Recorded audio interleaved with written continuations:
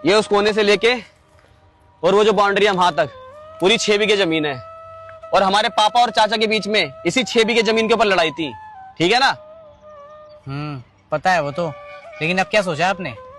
कुछ नहीं भाई, मैंने तो यही सोचा है, ये 6 बीघे जमीन में से 2 बीघे जमीन तो अपने हिस्से में करवा ली मैंने, ठीक है? बाकी 4 बीघे में से 2-2 बीघे जमीन तुम्हारे नाम भी करवा रहा हूँ, ठीक है? साइन मैंने कर दिए, पटवारी जी से बात कर ली है, कल सुबह तहसील जाना, काम हो जाएगा। लो पकड़ो। कहने का मतलब ये है, तीनों भाइयों के हिस्से में बराबर की जमीन बट रही है, 2-2 बीघे, ठीक है?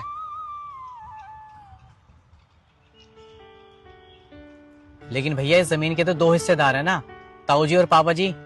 इस हिसाब से हम दोनों भाइयों के हिस्से में 3 बीघे जमीन आनी चाहिए। तो आप हमें 1 बीघा जमीन फालतू की दे रहे हो, जबकि आपके अकेले के हिस्से में 3 बीघे जमीन आनी चाहिए। अकेले? मेरे भाई, इस अकेले शब्द से तो डर लगता है। अरे बचपन में माँ छोड़ के चली गई, तब मैं अकेला हो गया। फिर पापा और चाचा की लड़ाई में तुम दोनों भाइयों से अलग हो गया, फिर मैं अकेला हो गया। और अब पापा मुझे अकेला छोड़ के चले गए, फिर मैं अकेला हो गया।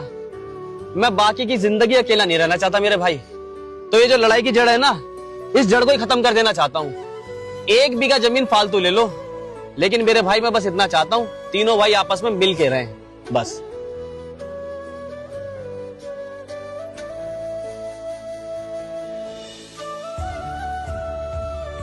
क्योंकि मेरे भाई, ये जमीन को आज तक कोई नहीं खा पाया, लेकिन ये जमीन सबको खा गई।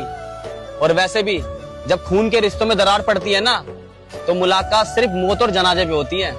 ये तो हमने पापा और चाचा की लड़ाई में देख ही लिया है ना।